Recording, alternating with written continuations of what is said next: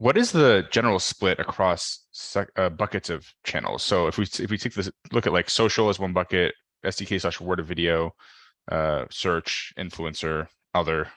How do you guys are you seeing across the portfolio? How are you seeing different buckets as a like which are buckets are winning the most? And then within different specific clients, are there differentiations from the overall theme?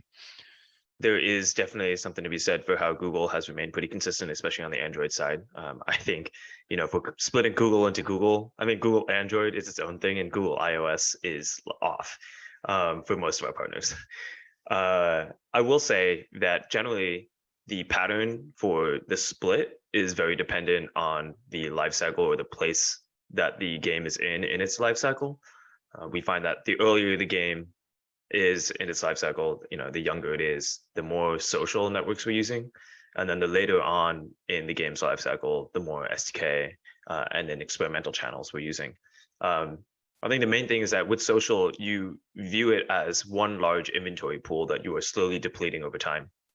And with rewarded video networks, a lot of times you're optimizing to get to a place where you have the right pub mix or I guess with the ROAS bidder and the optimizations on the network side, getting them optimized, learned enough to then be able to succeed.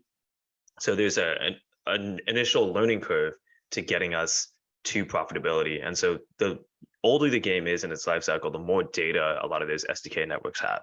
And because we don't have the targeting options on the social side anymore to be able to keep up with that, we kind of see there is some point where the spends will intersect and SDK will start taking over more of the portfolio than social.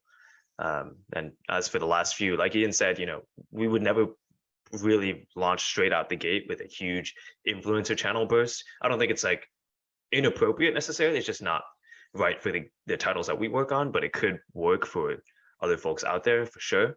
It's just that for us, we view those as experimental channels that we'll tack on as we go on.